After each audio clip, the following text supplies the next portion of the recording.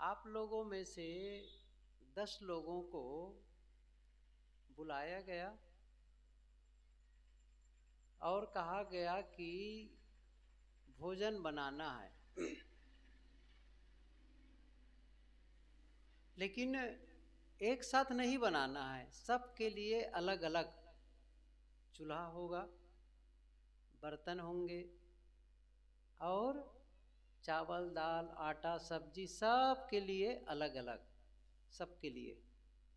लेकिन प्रकार एक समान होगा। जैसे चावल है तो एक बोरी से खोल के सबको 1-1 किलो बांट देंगे, दाल को इसी तरह बांट देंगे, सब्जी एक ही प्रकार की, मसाला सब कुछ समान में कोई अंतर नहीं, लेकिन सबको अलग अलग बनाना है। और 10 लोगों ने भोजन बना के तैयार किया। यहाँ तक तो बात समझ में आ गई। अब आगे भोजन जब पूरी तरह तैयार कर लिए 10 के 10, तो सबके भोजन का स्वाद एक समान होगा या अलग अलग होगा? अब आप लोग की बारी है, बताओ। अलग अलग होगा। अच्छा, समान तो बराबर है, वही है, तो स्वाद क्यों अलग अलग होगा? क्यों होगा अलग अलग? अब समझ में आ रहा है ना? बनाने का तरीका अलग अलग है, बस यही समझ लो। हम सबको इस प्रकृति से बराबर चीजें मिली हैं। क्या मिली हैं? ये शरीर, और शरीर के अंग को देखो, सब में 2 हाथ 2 पैर 2 आंख 2 नाक कान सब बराबर है, और सोचने बोलने और करने की क्षमता भी सबके पास है। आप और हम सभी सोच पाते हैं, बोल पाते हैं, कर पाते हैं, और भोजन भी लगभग चावल दाल सब्जी आटा, कपड़े भी सब पहनते हैं, मकान में रहते हैं, इसी वातावरण में सांस लेते हैं, पानी वही, सब कुछ वही, इसी धरती पर सब चलते फिरते हैं। लेकिन क्या सबका जीवन एक समान है? क्या सबका सुख दुख एक समान है? क्यों नहीं है? यदि दुखी है तो सबको दुखी होना चाहिए, अच्छा सुखी है तो सबको सुखी होना चाहिए, ऐसा तो नहीं है। क्यों नहीं है? याद करो। भोजन का सभी अलग अलग, जब लोग भोजन बनाते हैं या बनाती हैं तो सबका स्वाद अलग अलग। स्वाद इसलिए अलग अलग है क्योंकि उसके बनाने के तरीके अलग अलग हैं। जीवन का भी स्वाद अलग अलग है। क्यों अलग अलग है? इसलिए अलग अलग है क्योंकि जीने का तरीका सबका अलग अलग है। अच्छा, तो करना क्या है अब? यदि हमारे जीने के तरीके में दुख है, अशांति है, जैसे कोई भोजन बनाए और नमक ज्यादा हो गया तो खाने के बाद पता चला ना, मिर्च ज्यादा हो गई तो खाने के बाद पता चला, या कम हुआ खाने के बाद पता चला, तब क्या करते हैं? अगली बार ध्यान रखते हैं। सही है ना? ध्यान रखते हैं। चावल ज्यादा पक गया, गीला हो गया, या अध पका रह गया, कम पका, तो भाई ये चावल पानी कितना लेता है ये पता चल गया। अगली बार क्या करते हैं? सुधार करते हैं। सही है ना? ऐसे ही यदि आज हमारे जीने के तरीके में दुख आ रहा है, अशांति आ रही है, बीमारी आ रही है, गरीबी आ रही है, लड़ाई झगड़े होते हैं, तब क्या बदलना है? अब समझ रहे हैं ना? अभी सुन रहे थे ना पूर्व वक्ता से कि ये सब आ रहा है तो इसका समाधान कहाँ होगा? मंदिर में होगा। अब तो समझ रहे हैं बिल्कुल, मंदिर में समाधान होगा। कबीर साहब जी ने जैसा कहा है कि जाको सदगुरु ना मिला, व्याकुल दहु दिस धाय, आंख न सूझे बावरा, घर जरे घूर बुताए। सुख दुख आपके जीवन की समस्या है, लड़ाई झगड़ा और प्रेम आपके जीवन की समस्या है, बीमारी आपके जीवन की समस्या है, चाहे वो स्वास्थ्य हो बीमारी हो, समस्या में तो केवल निगेटिव चीजें आती हैं, वो है तो उसका समाधान आपको जीवन में ही करना है कि बाहर जाके करना है। आप समझो इस चीज को। साहब यही उदाहरण देते हैं, घर लगी है आग में लगी है, घर में लगी है आग, घर में आग लगी है, बुझा कहां रहे हैं? घुरवा। आप समझ रहे हैं ना, साहब यही तो कह रहे हैं। घूर में आप पानी डालो, आग लगी है घर में, तो क्या घर की आग बुझ जाएगी? नहीं बुझेगी। ऐसे ही आपके जीवन की समस्या का समाधान आप मंदिर में ढूंढो, मूर्ति की पूजा में ढूंढो, आप किसी नदी में स्नान करके ढूंढो, दूसरा कैसे करेगा? आपको ही तो भोजन बनाने के तरीके को बदलना है। और आपको पता चल गया स्वाद ठीक नहीं है, इसका स्वाद ठीक नहीं है, पता चल गया, तो आपको भी तो रोज रोज पता चल रहा है जीवन का स्वाद कैसा है, कड़वा है, कड़वाहट अंदर क्या लग रहा है। इसका मतलब है आप महसूस क्या करते हैं, रोज रोज क्या अनुभव करते हैं। देख लो ना जीवन को, दूसरे को देखने की क्या जरूरत है। आप कभी अकेले में बैठ जाओ, क्या मैं ऐसे ही जीवन जीना चाहता था या ऐसे ही जीवन जीना चाहती थी जो भी है, जैसा जी रहा हूं? आप जरा सोच लो। मतलब जैसा आपका शरीर है, स्वास्थ्य है, जैसा आपका सुख दुख है, जैसा आपका परिवार के साथ में जो संबंध है, रिश्ते हैं, कैसे हैं? यही तो चाहते थे क्या जीवन में कि ये हो? और ऐसा लगता है कि नहीं, इससे भी बढ़िया चाहता था। आपके पास धन है, उससे आपको लगता है कि बस इतना ही तो चाहता था, ऐसे ही तो चाहता था, या आपको लगता है कि नहीं थोड़ा और अधिक हो जाए। तो बदलाव कौन करेगा? आप ही तो करेंगे।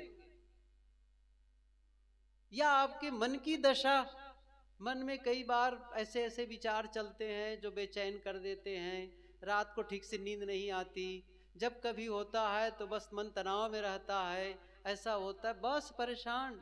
वो टेंशन जो शब्द सभी परिचित हो गए आजकल, तो बहुत ही बिल्कुल कम नहीं पढ़ी लिखी महिलाएं भी बोलती हैं आजकल।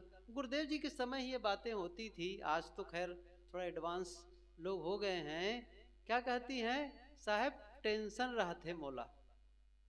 सही है ना? टेंशन क्यों है? इसका मतलब क्या आप ये टेंशन वाला जीवन जीना चाहते थे या चाहती थी? नहीं, तो फिर बदलो। यही तो महत्व है ना। मैंने अभी कई बार इसको बोल रहा हूं, रिपीट करता हूं कि आपको पता है कि यह सही स्वाद नहीं है, जीवन का सही अनुभव नहीं है, इससे बेहतर चाहिए, तो बदलाव आपको करना पड़ेगा। और कहां करना पड़ेगा? बाहर नहीं, अपने पे। ध्यान दो इस चीज को, बड़ा सरल है ये। और इस चीज को यदि कहीं समझ लिए ना, बस देखना जीवन का रिजल्ट कैसे बदलेगा। उसको आपको बदलना है अपने जीवन को। अब प्रश्न होता है कैसे बदले? क्या हम अपने मकान को नया बना देंगे या उसमें रंगाई पोताई कलर कर देंगे, फ्लोरिंग चेंज कर देंगे, दीवारों में हम पुट्टी इत्यादि लगवा देंगे, दरवाजों को हम बढ़िया बनवा देंगे? अच्छा, तो क्या आपका सुख आपका दुख खत्म हो जाएगा? आपके घर की लड़ाई झगड़े खत्म हो जाएंगे? आपकी बीमारी चली जाएगी? आपकी अशांति चली जाएगी? समझ रहे हैं ना? आप अपने घर को बदल देंगे तो भी आप बदलने वाले नहीं हैं, क्योंकि घर की समस्या अलग है। मकान को बदलने से आप नहीं बदल जाएंगे। पुरानी गाड़ी को बेच करके नई गाड़ी ले आए तो क्या होगा? अब तो गाड़ी नई आ गई, सारा समाधान हो जाएगा? नहीं होगा, नहीं होगा। अच्छा, कपड़े बदल लेंगे तब भी नहीं होने वाला है। कितना इस चीज को समझिए आप, तब भी नहीं बदलने वाला है। क्या बदले आप? मैंने कल कहा था ना, साल बदल गया 2025 से अब हम लोग कहां छलांग लगा लिए हैं? 2026। मैं बताया था ना, सड़कों पर भी लिख देते हैं लोग, क्या कहते हैं उसको, कि 25 को बाय बाय कर दिए अलविदा कह दिए, सही है ना, और 26 को वेलकम कर रहे हैं। क्या साल बदल न जाने से आप बदल गए? नहीं, कब बदलेंगे? और कल मैंने ये भी कहा था कि केवल पूजा पाठ कर लेने से क्या आप बदल जाते हैं? पूजा पाठ करने से जीवन नहीं बदलता है। जीवन कब बदलता है? जब आप बदलते हैं, और वही बता रहा हूं मैं। और आपका बदलने का मतलब न मकान बदलना है, न गाड़ी बदलना है, न कपड़ा बदलना है, न गांव बदलना है। और थोड़ा और आगे बढ़ जाऊं, बताऊं? अच्छा तो नहीं है वो, पत्नी बदल लेना या पति बदल लेना, क्या इससे समाधान हो जाएगा? सोचिए जरा से। आप बदलना, आपको बदलने का मतलब है, आपके जीवन को बदलने का मतलब है, आपके सोचने का ढंग बदले, आपका बोलने का ढंग बदले, आपका करने का ढंग बदले, क्योंकि यही सब मिल करके आपका जीवन बनता, इसी से जीवन बनता है। ये जितना जिस प्रकार इसका उपयोग करते हैं वैसा ही आपका जीवन बनता है। नमक सब्जी में या दाल में ज्यादा हो गया, सही है, तो आप यदि मिर्चा कम कर देंगे तो क्या नमक का समाधान हो जाएगा? नहीं होगा ना। इसका मतलब है नमक कम करो, सीधी सी बात है। या नमक कम है तो नमक थोड़ा बढ़ा दो, बस यही है उसका अर्थ। ऐसे ही यदि आपके शब्दों के द्वारा घर का वातावरण बिगड़ गया है, आपने कुछ ऐसा बोल दिया कि घर के लोग दुखी हो गए, अब आप सोचो तो क्या बदलना है? आपके शब्दों को बदलना है। और जैसे ही आप अपने शब्दों को बदलते हैं, घर का वातावरण फिर से ठीक होने लग जाता है। कितना ये चीज को आप समझें। तो मैं कह रहा था कि आपका सोचने का ढंग बदले, आपका बोलने का ढंग बदले, और आपका करने का ढंग बदले। क्यों? क्योंकि यही तीनों मिलकर के हमारे जीवन को बनाते हैं, निर्माण करते हैं हमारे जीवन का, और कोई अलग चीज नहीं है। ये एक प्रकार से मैं बताऊं, ये देखो शरीर तो है, इसको बनाना क्या है, तो मिला ही है, इसमें क्या है, और शरीर में वो सारी चीजें हैं आपके पास में, तो इसका ये जीवन को बनाने के लिए औजार हैं। ये औजार, औजार समझ रहे हैं ना, टूल्स जिसे कहते हैं औजार। औजार का मतलब आप समझ लो, जैसे कोई एक बढ़ई आया, बढ़ई, और लकड़ी उनके सामने रख दिए, तो लकड़ी को क्या करे, लकड़ी से क्या, लकड़ी से वो फर्नीचर बनाना है, कुर्सी बनाना है, टेबल बनाना है, खाट बनानी है, कोई चीज अलमारी बनाना है उस लकड़ी से, तो अपने औजार का प्रयोग करता है, प्रयोग करता है। अब कुम्हार को देख लो, कुम्हार मिट्टी का बर्तन बनाता है, कई प्रकार के बर्तन बनाते हैं, कई ढंग से अलग अलग अलग अलग वो आकार ढालता है, लेकिन किसी से उसी से औजार को ऐसा प्रयोग करता है कि वो कुर्सी बन जाता है, लकड़ी कुर्सी बना देता है, उसी औजार का थोड़ा इस ढंग से ऐसा कुछ सिस्टम करता है कि वो टेबल बन जाता है। सही, लकड़ी तो वही है, लेकिन वो बदलता। वैसे ही आपका जीवन है, आप जैसा जीवन चाहते हैं वैसा आप जीवन का निर्माण कर सकते हैं। यही तो स्वतंत्रता है मनुष्य की। मनुष्य की जो सबसे बड़ी स्वतंत्रता यही तो है, जिसके लिए मनुष्य की महिमा गाई गई है। साहब ने जो कहा है, मानुष तेरा गुण बड़ा, ये गुण यही है, आप में करने की योग्यता है, आप में सोचने की योग्यता है, दूसरे में नहीं है। पशु पक्षियों में, कीड़े मकोड़ों में नहीं है उतनी क्षमता। ठीक है, कुछ पक्षियों में, कुछ पशुओं में कुछ आवाज निकलती है बस थोड़ी सी, जिसको धन्यात्मक कह सकते हैं। कोई वर्णनात्मक शब्द नहीं निकलते साफ साफ, या वो कोई भाषा का निर्माण नहीं करते हैं, कोई व्याकरण नहीं वो लोग रचते हैं, नहीं, बस एक सिस्टम है, बस वही एक शब्द दोहरा देते हैं और कुछ नहीं है, बस इतना ही है उसमें। या कुछ नई चीजें नहीं कर डालते हैं वो। मनुष्य एकदम अलग है, एकदम। तो जब ये सारी जो भी आप देख रहे हैं ना आज दुनिया में, क्या देख रहे हैं, देख रहे हो पहले की जो सुविधाएं थी, आज सुविधाएं बढ़ गई है। बहुत सारे बुजुर्ग लोग बैठे हैं यहाँ, पता है कि पहले कहीं आपको कुरुद जाना होता रहा होगा तो कई बार पैदल भी गए होंगे, सही है ना, पैदल गए होंगे, पैदल आए होंगे। बाद में साइकिल आ गई तो साइकिल सबको नहीं मिल पाती थी, सभी लोग नहीं खरीद पाते थे। अब क्या हो गया है, अब आपके पास में मोटरसाइकिल, कार बदल गया ना। तो कौन किया इसको? मनुष्य ही तो उसका निर्माण किया है अपनी सुविधाओं के लिए। मतलब मशीनों का उपयोग करने वाला केवल इंसान है अपनी शक्ति को बढ़ाने के लिए। देखने के लिए उसकी सीमा है इतनी देर तक, लेकिन दूर तक देखना है तो उसने मशीन बना ली, यंत्र बना लिया। सुनने की एक सीमा है, लेकिन सुनना हमको दूर को सुनना है, तो क्या हो गया, वो एक मशीन बना ली जिससे हम दूर की बात, अभी फोन करो वहां से आवाज आ जाती है। टीवी में देखो अमेरिका में क्या घट रहा है, आप यहाँ देख लेते हैं। कहाँ मैच हो रहा है, घर बैठे देख लेते हैं। लाइव कास्ट कहते हैं ना, पूरा पूरा। अभी यहाँ संत लोग बोल रहे हैं, इसी मोबाइल के माध्यम से यहाँ से 1000 किलोमीटर दूर बैठा कोई होगा, वो भी सुन रहा होगा कि हाँ अटंग में सत्संग हो रहा है। आ तो नहीं सकते हैं, लेकिन ये सुविधाएं कौन किया? मनुष्य। अब इतना बड़ा काम कर सकता है तो क्या अपने जीवन को सुंदर नहीं बना सकता है? जीवन को अच्छा नहीं बना सकता है? बना सकता है, बना सकता है। जीवन को बनाने की योग्यता आप में है। और एक बात और साथ साथ कह दूं, आप में जीवन को बिगाड़ने की भी योग्यता है।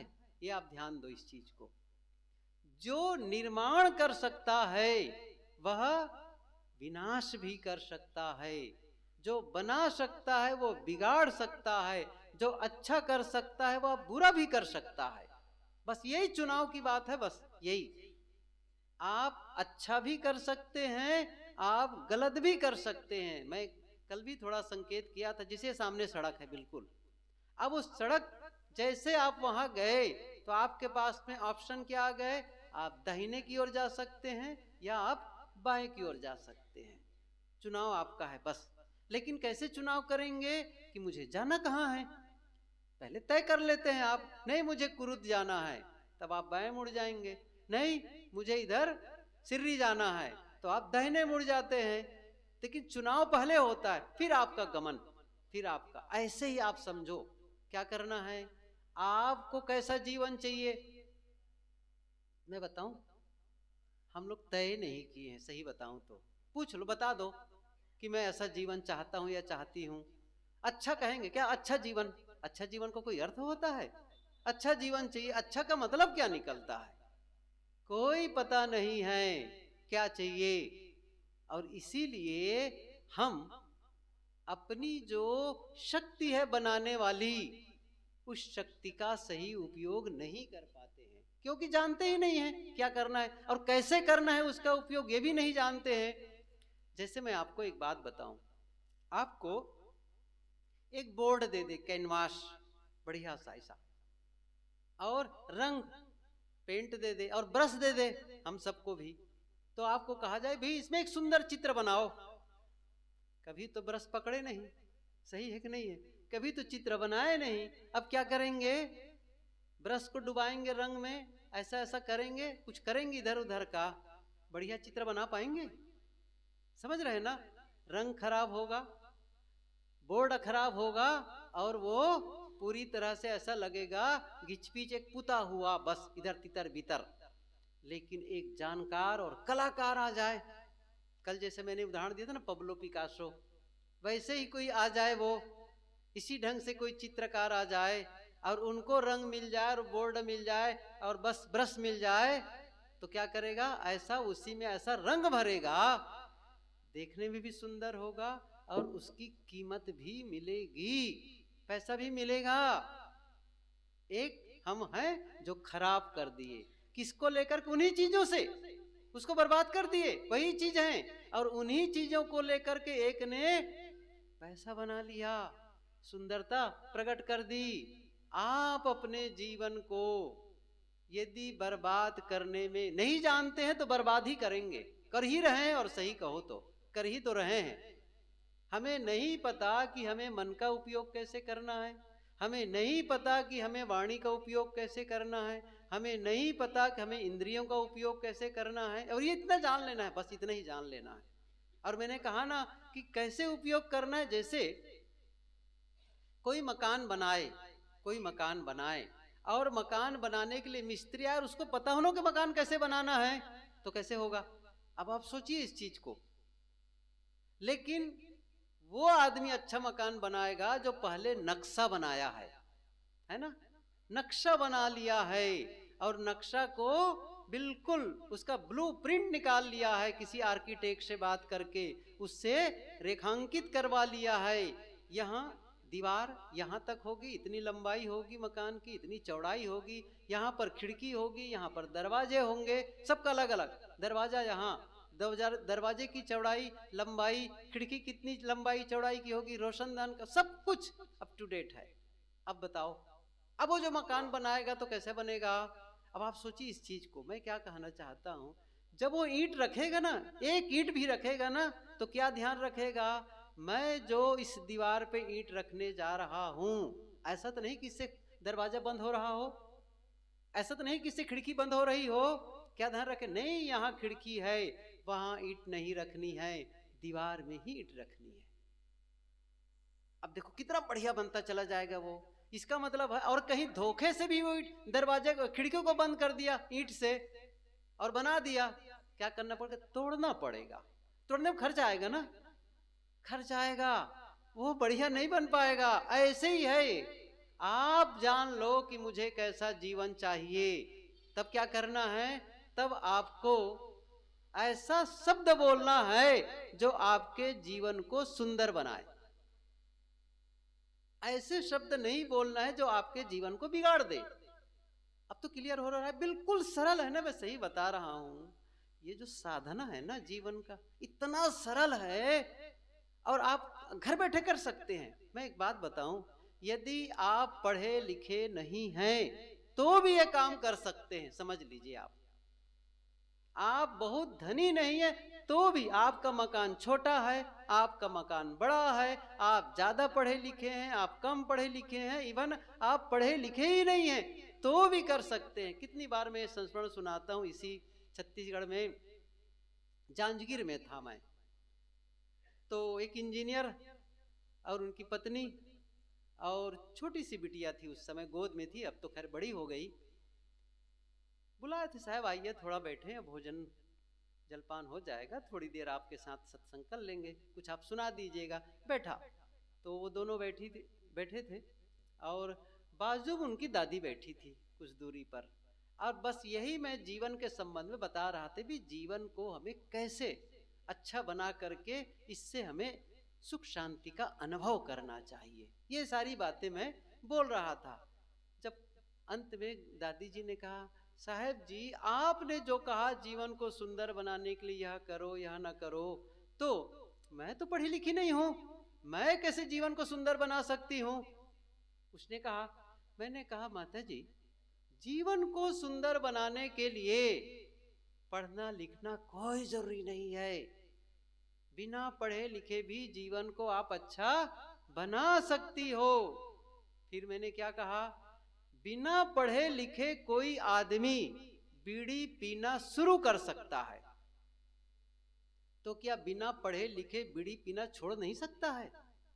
अब तो समझ में आ रहा है ना, बिना पढ़े लिखे कोई बीड़ी पीना शुरू कर सकता है, तो बिना पढ़े लिखे बीड़ी पीना छोड़ भी तो सकता है। बिना पढ़े लिखे कोई गाली देता है। क्या बताए, हम तो पढ़े लिखे नहीं इसलिए हम गाली देना सीख गए हैं। अच्छा, तो गाली देना सीख गए तो उसको छोड़ भी तो सकते हो। अब उसको अब कहोगे अब तो मुझे गाली छोड़ने के लिए पढ़ना लिखना पड़ेगा, नहीं, कोई जरूरत नहीं है।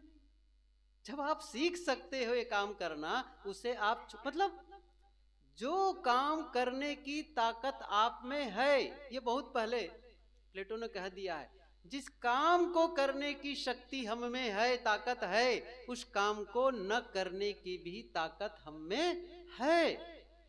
कितना सरल सा सिद्धांत है। इसका मतलब है यदि मैं चल पाता हूं, इसका मतलब है मैं चलने को रोक भी सकता हूं, है ना। मैं बिना चले भी रह सकता हूं, बिना चले भी रह सकता हूं। ऐसे ही है ये। इसका मतलब आप बीड़ी पीना शुरू कर दिए तो बीड़ी पीना छोड़ भी दीजिए, गाली देना शुरू कर दिए तो गाली देना छोड़ भी दीजिए। आप में शक्ति है। आप कहेंगे नहीं नहीं, मेरे शक्ति कैसे नहीं है बताइए। कोई कहता है मैं कटु बोलता हूं, अरे मीठा भी बोल सकते हो। कहां लिखा है कि आप केवल कटु बोल सकते हैं बस। और बोल सकते हैं मतलब यह भी बोल सकते हैं, वह भी बोल सकते हैं। कितना सरल सिद्धांत है। आप लेकिन समस्या क्या है बताऊं, हम बदलना ही नहीं चाहते। सच बताऊं तो हाँ, हम सुखी होना ही नहीं चाहते हैं असली कहो तो। और मैंने कहा ना आपको पैसे की जरूरत है, ना आपको पढ़ने लिखने की जरूरत है, ना आपको मंदिर जाने की जरूरत है।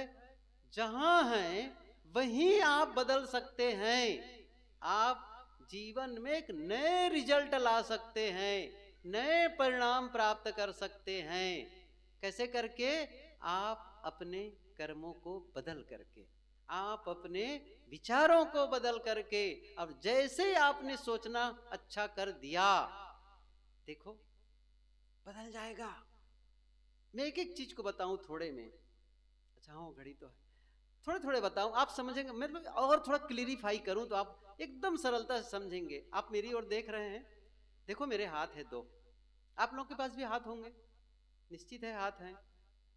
इन हाथों से कैसे अब हम यह भी करते हैं वह भी करते हैं, बिल्कुल सरलता समझिए। इन हाथों से मैं किसी के सामने जाकर के ऐसे हाथ जोड़कर प्रणाम कर सकता हूं, जैसे आप लोग करते हैं ना। तो बंदगी हो, प्रणाम हो, इन हाथों का प्रयोग मैं अभिवादन के लिए कर सकता हूं। अच्छा, किसी को कुछ देना हुआ, सहयोग देना हुआ, तो क्या करता हूं, उसमें से मैं कुछ दे सकता हूं इन हाथों से। इन्हीं हाथों से मैं किसी की सेवा कर सकता हूं, किसी को तकलीफ हो, कोई सामान कुछ भी हो, उनकी सेवा भी कर सकता हूं। और इन्हीं हाथों से एक दूसरा काम भी हो सकता है। मैंने क्या कहा? पहला काम, इन हाथों से मैं किसी के सामने जाकर के प्रणाम कर सकता हूं, और इन्हीं हाथों से किसी को थप्पड़ भी मार सकता हूं। सही एक नहीं है? थप्पड़ भी मार सकता हूं, और इन हाथों से किसी के सामान को चुरा भी सकता हूं, किसी को सामान को चुरा भी सकता हूं। अब आप सोचिए जरा से, जिसमें अभिवादन करने की क्षमता है, प्रणाम करने की क्षमता है, उसमें थप्पड़ मारने की भी क्षमता है। जो दान कर सकता है वो चुरा भी सकता है। अब कौन सोच रहा है, ये कौन कर रहा है ये काम? आपके भीतर से आ रही है आवाज। हाथ तो स्वतंत्र नहीं है ना। क्या कह रहा है भीतर वाला? इनको थप्पड़ मारो, चुनाव आ रहा है ना भीतर से, इनको आप अभिवादन करो। लेकिन एक बात ध्यान रखना, किसी का आप अभिवादन करते हैं, किसी को प्रणाम करते हैं, उसका परिणाम अलग आएगा। और किसी को थप्पड़ मारोगे तो परिणाम कौन ला रहा है? आपके जीवन परिणाम कौन ला रहा है? आप ला रहे हैं।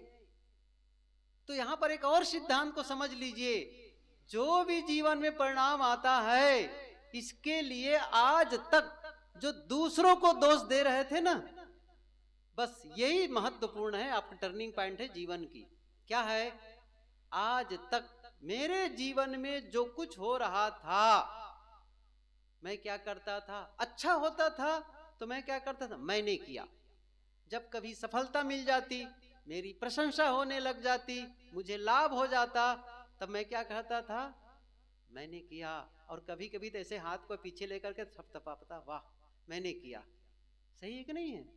लेकिन जब गलत हुआ, जब अपमान हुआ, जब नुकसान हुआ, तब क्या करता था? इसने किया, उसने किया, उसने मेरे साथ ऐसा किया, उसने मेरे साथ अन्याय किया, सबको दोष देने लग गए। आज तक यही होता रहा है। ये नहीं समझ पाया कि नहीं, ये मेरे ही द्वारा हुआ है, मैंने ही यहां से गेंद उछाला है, काले रंग का वही लौट करके आ रहा है। बस इतनी सी बात समझ लेना है। क्या? यदि मुझे अपने जीवन में उन्नति करनी है, अगर मुझे अपने जीवन को अच्छा निर्मित करनी है, अच्छा बनाना है, या जीवन को अप करना है, ऊंचाई की ओर उठना है, तो आज से एक काम करना होगा। पहला काम कौन सा काम है? दूसरों को दोष देना बंद करना होगा। और कोई ऑप्शन ही नहीं है, समझ लीजिए, कोई विकल्प ही नहीं इसके अलावा। आप दूसरों को दोष दे करके प्रगति करेंगे, संभव ही नहीं है। मैं आपको बताऊं, आज जिनको आप लोग सफल लोग कहते हैं ना, या पहले जो लोग सफल हो गए हैं ना, कोई भी सफल इंसान के बारे में आप देखो, किसी भी क्षेत्र में ना, चाहे वो राजनीति में सफल हुआ हो, चाहे व्यवसाय में सफल हुआ हो, चाहे वो संगीत में सफल हुआ हो, चाहे वो नृत्य में सफल हुआ हो, चाहे वो खेल में सफल हुआ हो, या साधना में सफल हुआ हो, किसी भी को देख लो, क्या उनके जीवन में प्रतिकूलताएं नहीं आई? क्या उनको विरोध करने वाले नहीं मिले? क्या उनके लिए कुदरत हर समय मेहरबान रही? नहीं। एक छोटी सी बात आप ध्यान में रख लीजिए, प्रकृति कभी भी पक्षपात नहीं करती। जो आज कुदरत, जो ये यूनिवर्स, पूरी प्रकृति है ना, जिस तरह सहयोग हमें कर रही है, वैसा ही सहयोग बुद्ध और महावीर को करती रही है। कबीर और नानक को भी यही प्रकृति मिली, यही सूरज, यही चांद, यही पृथ्वी, यही हवा, यही पानी, कोई अलग नहीं था। और उनके भी विरोधी थे, उनके भी बुद्ध के विरोधी हुए, उन्हीं के शिष्य वही विरोधी हुए, महावीर के विरोधी हुए। अब कबीर के बारे में तो साफ है, साच कहो तो मारन धावे झूठे जगपतियाना, साहब ने कहा ही है, लोग मुझे मारने दौड़ते हैं। और लोग जो 52 कष्टियां की बात कहते हैं ना, तो 52 कष्टियों में अतिशयोक्ति जरूर है, लेकिन उनको भी लोग पसंद नहीं करते थे, विरोधी लोग थे उनके भी। लेकिन उन्होंने कभी शिकायत की किसी से कहा कि नहीं उसने मेरा वो दोषी है, वो ऐसे हैं? दोष नहीं देते, बल्कि कबीर साहब जी सीख क्या देते हैं? सबको याद है, बुरा जो ढूंढन, याद है कि नहीं है? कक्षा 3 से पढ़ते आए हैं, बुरा जो ढूंढन मैं चला, बुरा न मिलिया, और जो दिल ढूंढा आप ना। याद नहीं है? इधर नहीं है इस पटरी को, बोलो सही है ना? सबको याद है, लेकिन याद कहाँ है? होठ में बस। सही है ना? केवल बोलने के लिए है याद, करने के लिए क्या है वो भी सुन लो। ये हमको याद है ना, केवल बोलने के लिए है, लेकिन करने के लिए क्या है? दूसरे में जब दोष अपने में जब दूसरे में जब दोष देखना होता है ना, तब हमारी आंखें हजार हो जाती हैं, और अपना दोष देखना होता है ना, तो हमारी जो 2 आंखें वो भी फूट जाती हैं, वो भी। और इसीलिए जब भी कुछ हुआ, अब सोच लो ना, आप खुद देख लो अपने जीवन को। सही बात है, मेरे साथ कुछ हुआ है तो मैं घर वालों को दिया कि नहीं दिया? पूछो। अभी भी चाह रहे हैं बदल जाए, पूछ लो देवियों से। सब ठीक है, हमारे घर वाले बदल जाते ना, बस सब ठीक हो जाता। सही है कि नहीं? अभी ये लोग क्या कर रहे हैं? अरे सब ठीक है, क्या बताऊं पत्नी को, बस वो तो सुधरना ही नहीं चाहती है, सारा शिकायत भरा है, या बेटा नहीं सुधरना चाहता है, माँ पिता नहीं सुधरना चाहता है, पड़ोसी नहीं सुधरना चाहता है। उनसे पूछ दो, अच्छा आप सुधरना चाहते हैं? सही है कि नहीं? अच्छा आप कौन सा सुधार लाने वाले हैं? अरे मैं तो ठीक हूं। हर आदमी को गुमान क्या है? मैं ठीक हूं। सही है ना? नहीं, अभी ठीक करो उसको, अभी ठीक करो उसको, बहुत कसर बाकी है, बहुत है, अभी करेक्ट करना है। तो कहने का मतलब ये हुआ कि दोष देना बंद कर देना है। क्या करना है? झांक के देखना है कहाँ हुआ मेरे से, कहाँ गलत हो गया मेरे से, कुछ तो हुआ होगा, कहीं तो मैं चूक रहा हूं, सही है, उसको आप ठीक कर लीजिए। तो कहने का मतलब है, मैंने एक उदाहरण शुरू किया था, हाथ, बस इतना ही बताया था। ये जो मेरी इंद्रिया एक प्रतीक है, ये हाथ, हाथ से मैं यह भी कर सकता हूँ, अभिवादन भी कर सकता हूँ, हाथ से मैं किसी को थप्पड़ भी मार सकता हूँ, दान दे सकता हूँ, चोरी कर सकता हूँ, ये ऑप्शन है। लेकिन चुनाव मैं करता हूँ भीतर से, यह करना है, और परिणाम आता है। और ध्यान दीजिए, इस परिणाम को देने के लिए, मुझे अपने कर्मों का फल देने के लिए किसी दूसरे को आने की जरूरत नहीं है कि दूसरा आएगा मुझे परिणाम देगा, नहीं। आप जो चुनाव करते हैं ना, उसमें परिणाम जुड़ा हुआ है। गजब है ये मामला।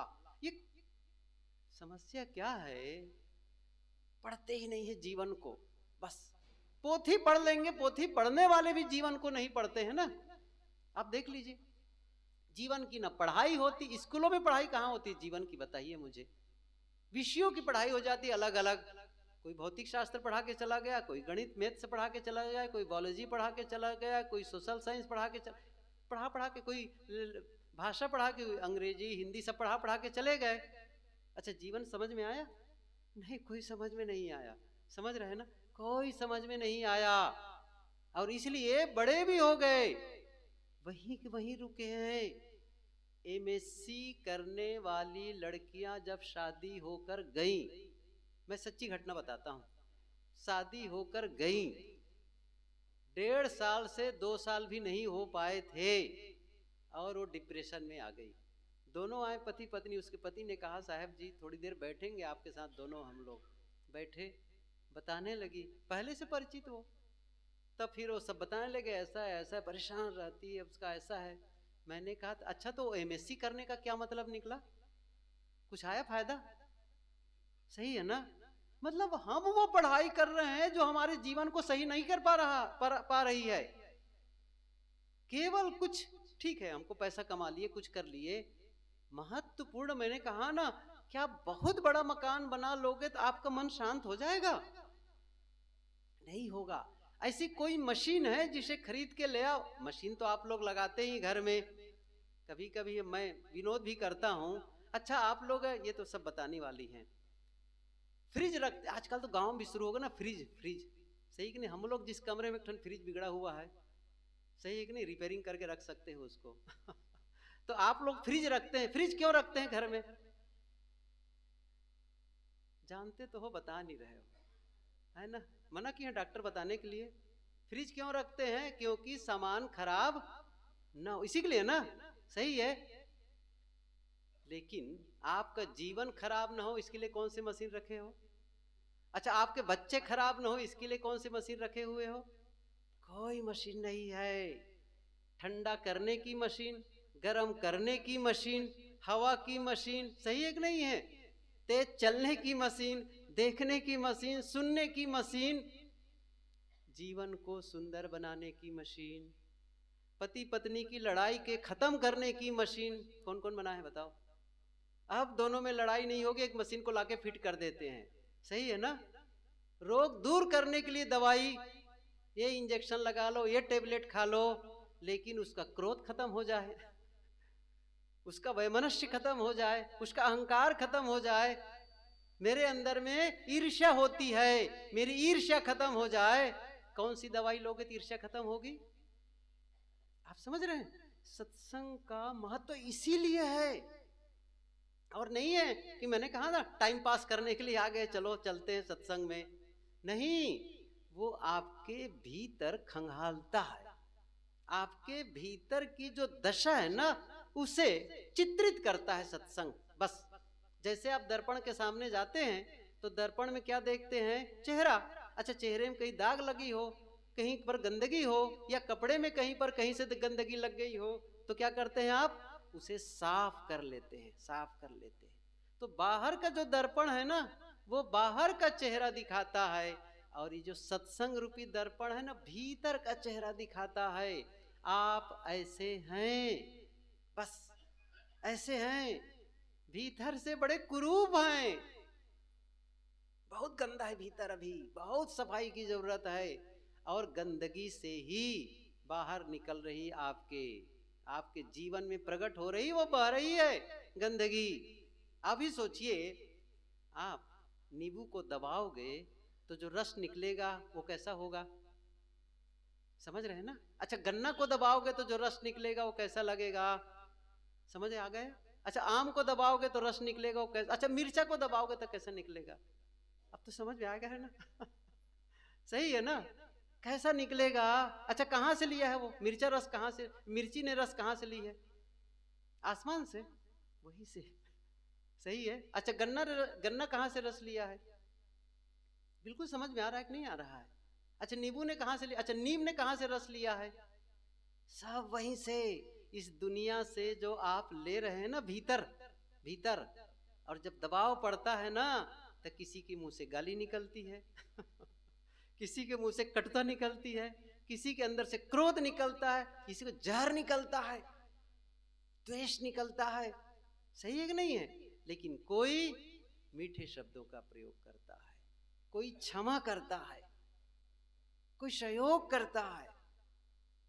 कौन करेगा ये काम? अब ये बदलाव पूजा से नहीं होने वाली है, हाँ, कि कोई मंत्र तंत्र से हो जाए, नहीं होगा भाई। तो मैं अपने विषय को खत्म करूं, समय पूरा हो गया। हाथों का उपयोग बताया कि जैसे हाथों में हम यह भी कर सकते हैं। वाणी के बारे में सोचें जरा से। वाणी वाणी बोलने का तरीका देखिए। मैं इस वाणी से एक प्रयोग कर सकता हूं, किसी आदमी को देखकर क्या कहता हूं, तुम बड़े बेवकूफ आदमी हो, समझ रहे ना? ऐसा बोल सकता हूं ना, तुम बड़े बेवकूफ आदमी हो। और दूसरा क्या कह सकता हूं, तुम भले इंसान हो। अंतर है कि नहीं है? एक कहा बेवकूफ, एक कहा भले इंसान। अच्छा, दोनों का रिजल्ट अलग अलग आएगा, ये तो समझ में आ रहा है। एक और महत्वपूर्ण बात बताना चाहता हूं आपको। जितना समय और जितनी शक्ति किसी को मैं बेवकूफ कहने में लगा रहा हूं, जितना समय जितनी शक्ति मैं किसी को बेवकूफ कहने में लगा रहा हूं, उतने ही समय और उतनी ही शक्ति में मैं किसी को भले इंसान कहने में भी लगाता हूं। मेरा मतलब है, जब आप अच्छे करने में जो शक्ति लगा सकते हैं, उस शक्ति को गलत की ओर क्यों लगाते हैं? इतनी सी बात है। और ये चुनाव आप करते हैं कि मैं किसी को बेवकूफ कहूं या भला इंसान कहूं। ये एक उदाहरण है, और बहुत सारी बातें हैं ये। तो शब्दों को आप ठीक करना शुरू कर दीजिए, और आप कर सकते। कोई कहे नहीं मैं शब्द ठीक नहीं कर सकता, क्यों नहीं कर सकते बताइए? इसका मतलब है, आप एक चीज बताऊं, जो दुखी हो सकता है वह सुखी भी हो सकता है, और जो रो सकता है वह हंस भी सकता है। ये कुर्सी दुखी नहीं हो सकती, अच्छा सुखी भी नहीं हो सकती। वो हंस नहीं सकती, वो रो नहीं सकती, तो हंस भी नहीं सकती। हम इंसान को अवसर प्रदान है कि हम बदल सकते हैं, बदल सकते हैं। कैसे बदलेंगे वो मैंने बताया। आप अपने कर्मों को बदल देते हैं, आप अपने शब्दों को बदल देते हैं, और एक और महत्वपूर्ण विचार, ये अंदर वाली बात, आप अपने अंदर जो सोचते हैं इससे बदलना और ज्यादा महत्वपूर्ण है। ये शब्द बाद में बदलते हैं, ये कर्म बाद में बदलते हैं, सब कुछ भीतर है। असली चीज भीतर है। आप अपने विचारों को बदल करके आप अपने जीवन को बदल सकते हैं। Change your thinking, change your life. आप अपनी सोच को बदल करके आप अपनी जिंदगी बदल सकते हैं। और कैसे बदलना है, इसके लिए पूरा एक सत्र चाहिए, शाम को वाला सत्र। तानऊ कभी 10 मिनट, तानऊ कभी 10 मिनट। अब आप लोग की विशेषता है, मैं कोई कहानी किस्सा नहीं कह रहा हूं, लेकिन आप लोग इस ढंग से अट्रैक्टिव हैं, इस ढंग से आप सुन रहे हैं, तो तब मुझे भी लगता है कि कुछ तो भीतर जा रहा होगा। जो बातें देखो, जीवन के सिद्धांत को समझना है। मैं हर समय बताता हूं इस चीज को। हम क्या बताऊं मैं, धर्म के नाम पर भी ना कुछ बातें कह देते हैं बस। कथा भागवत कल मैंने कहा था ना, केवल किसी पद की व्याख्या हम कर दें, ठीक है व्याख्या हो गई, बात समझ में आ गई, या जड़ चेतन का निर्णय कर दें, भाई ये जड़ है ये चेतन है, इसमें ये गुण है इसमें ये गुण है, और ये जान जाऊं कि मैं आत्मा हूं, मैं जीव हूं, मेरे ऊपर कोई ईश्वर ब्रह्म परमात्मा नहीं है। खाक बदलाव आया? आया कुछ? इसका मतलब मैं नहीं कह रहा हूं कि आत्मज्ञान जरूरी नहीं है, वो जरूरी है, आत्मज्ञान जरूरी है, क्योंकि उसके बिना भटकाव बहुत है, ये भी पक्का है, ये सही है। लेकिन केवल इतना जान लेना कि आत्मा ही परमात्मा है। और कल मैंने एक बातें कही थी, जिस प्रकार ईश्वर मानने वाले लोग दुखी हैं, उतना ही दुखी ईश्वर न मानने वाले लोग भी हैं। जो गलतियां पूजा पाठ करने वाले करते हैं, वही गलती पूजा पाठ न करने वाले भी करते हैं। जो अंधविश्वास में भटक रहे हैं, वही उसी ढंग से जीवन हम सबका भी है, इसे बदलाव नहीं हुआ है। उपासना पद्धति आपकी कौन सी है, किस देवी देवता को मानते हैं, किस महापुरुष का अनुगमन करते हैं? कोई कहता है मैं कबीर का अनुगामी हूं, अच्छी बात है। अच्छा, कोई कहता है मैं राम का उपासक हूं, कोई कृष्ण का उपासक, कोई बुद्ध का उपासक, कोई ईसा और मोहम्मद का उपासक, तो क्या हो गया? इससे कौन सा फर्क पड़ गया है?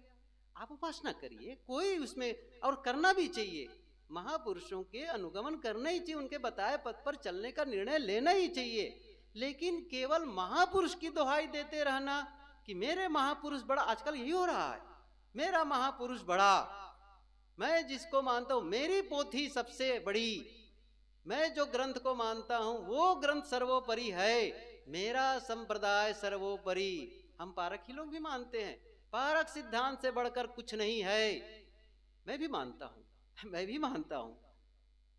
लेकिन मेरा मतलब ये है, केवल इतना ही कहना कि मेरी जो मान्यता है वो सर्वोपरि है, लेकिन क्या उस मान्यता का अंश जीवन में आया? यदि आप ईश्वर मानते हैं तो आपके जीवन से पता चलना चाहिए कि आप ईश्वर मानते हैं, सही है कि नहीं? आपके जीवन को देख के लग जाना चाहिए सचमुच ये आदमी ईश्वर का भक्त है, क्योंकि इसके जीवन में देखो कितनी विनम्रता है, कितनी शालीनता है, और ये निश्चित रूप से मानता है कि सिया राम मैं सब जग जानी, ये मानता है हर प्राणी के साथ में कितना सुंदर व्यवहार है, ये ईश्वर भक्त है। और कोई ईश्वर को नहीं मानता तो न मानने मात्र से आपका भला नहीं होने वाला है।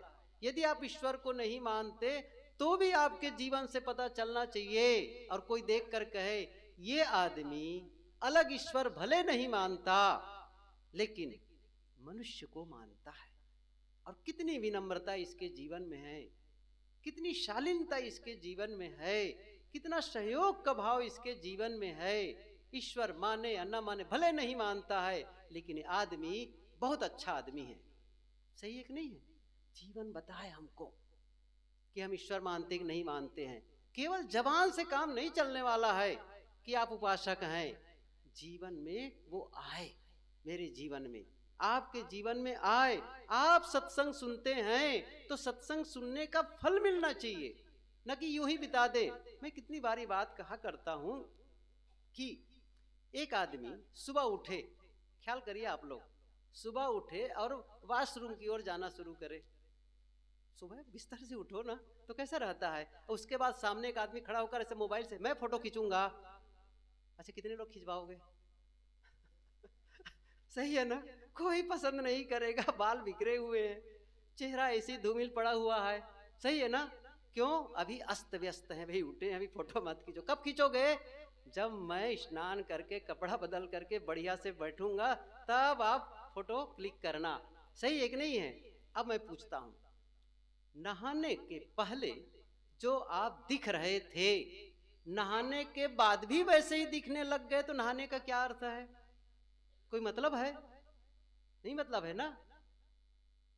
आप सत्संग में यहां आए तो सत्संग में आने के पहले जैसे आपका जीवन था, जैसी आपकी सोच, जैसे आपके शब्द बोलने के ढंग और जैसे आपके करने के ढंग सत्संग में आने के पहले थे, और जब सत्संग से लौटो तब भी वही बना रहे, तो कोई मतलब है सत्संग का? नहीं। सत्संग में आने का मतलब है आपका पुनर्जन्म हो जाए, नया जन्म यहां आकर के, सही है कि नहीं है? नया जन्म हो जाए, इसका मतलब है ये नहीं है कि आपका नया जन्म हो गया तो घर के लोग नहीं पहचानेंगे, कपड़े वही रहेगा आपका, चेहरा वही रहेगा, लेकिन क्या हो गया? विचार बदल जाएगा। कल मैंने उदाहरण दिया था, पहले क्या कहा था? रोने वाली, याद है? भूल गए बाजी? रोने वाली बुढ़िया, सही है कि नहीं है? फिर क्या बदल गया था? हंसने वाली बुढ़िया, सही है कि नहीं है? कुछ बदला था? कुछ नहीं बाहर बदला। क्या बदल गया? भीतर, अंतस, अंतस, उसी अंतस को बदलना, वही भीतर की सफाई, जो मैं भी कह रहा था, भीतर का दाग दिखाता है। तो यहां आकर के अब आपका करने का ढंग बदल जाए, बोलने का ढंग बदल जाए, खाने पीने का ढंग बदल जाए, और सबसे बड़ी बात सोचने का ढंग बदल जाए, सोचने का ढंग। मैं अकेले बैठे बैठे आप सब भी यही करते हैं, अकेले बैठे बैठे सोच सकते हैं जिसके प्रति हमारे मन में विरोध है, या मानता हूं कि वो मेरा दुश्मन है, तो अकेले बैठे बैठे क्या सोचते हैं? उनके घर आग लग जाए, उनकी नौकरी छूट जाए, उनका एक्सीडेंट हो जाए, सही है कि नहीं है? अच्छा, ये लोग बोल भी देते हैं, जोर से बोल देते हैं, रोना पड़े खटिया रहेंगे, बोलते कि नहीं बोलते हैं? मुर्दा रहेंगे, बहुत सारी बात, मतलब मन की बातें शब्द बाहर आ गई। अब कितनी बड़ी बात हो गई, देख रहे हो? वो भी कर देते हैं। या उनको रोग लगे, और शब्द ही इनके लिए बढ़िया अप टू डेट शब्द है इनके पास में उनको रोग लग जाए, अब देखिए कहां पर आया है वो मन, कैसे विचार सोच रहे हैं आप, कैसे विचार सोच रहे हैं उनके लिए। इसकी जगह पर आप दूसरा भी सोच सकते थे। क्या सोच सकते थे? आपका भला हो, आपका सम्मान हो, सही है कि नहीं? आपकी प्रगति हो, आपकी उन्नति हो, आपका धन बढ़े, आपकी पदोन्नति हो, ऐसे भी सोच सकते थे। तब कहेंगे दुश्मन के लिए ऐसा कैसे सोच सकते हैं? अब मैं बताऊंगा शाम के सत्र में कि आप दुश्मन के लिए सोच रहे हैं तो, और किसी और के लिए सोच रहे हैं तो आपको ही परिणाम मिलने वाला है, क्या आप समझ लीजिए। आप कहावत सुने हैं ना, पर बर खांचा खाने अपने, आप समझ में आ रहा है वही बताने वाला हूं मैं। कैसे आप गड्ढे दूसरे के लिए खोदते हो, लेकिन उस गड्ढे में खुद समा जाते हो, खुद समा जाते हैं। और ये होता है, आप कभी भी दूसरों का अहित करके अपना हित नहीं कर सकते, ये नियम है, ये नियम है। दूसरों के दुखी बनाकर, बनाने की बात ही दूर की बात है, दूसरों के बारे में कि वो दुखी हो, ऐसा केवल सोचना, ऐसा केवल सोच रहे हैं अभी, बस यही आपके लिए जहर है, यही जहर है, यही बीज है। सदगुरु विशाल देव ने यह पंक्ति कही है, दुख देने के भाव को दिल से दे निकारी। सुन लो, ये पंक्ति याद कर लो, यहां डाल दो। दुख देने के भाव को, अभी भाव कह रहे हैं ना, शब्द नहीं कह रहे हैं, कर्म नहीं कह रहे हैं। दुख देने के भाव को दिल से दे निकार, तब सुख लहे विराग को मोह नींद से जाग, तब जीवन का आनंद आएगा। ऐसा नहीं होगा कि आप भीतर जहर रख करके अमृत का स्वाद पाएं, कभी नहीं हो सकता है। ये अमृत भरना पड़ेगा। आपकी आज्ञा भी पालन हो गया 10 मिनट, सही है ना? ये कथा चलने, शाम को बताऊंगा मैं कैसे सोचें, आप लोग ध्यान दीजिए। शाम को बताऊंगा कि कैसे सोचें और कैसे जीवन को बदलें। आप सबको साहेब बंदगी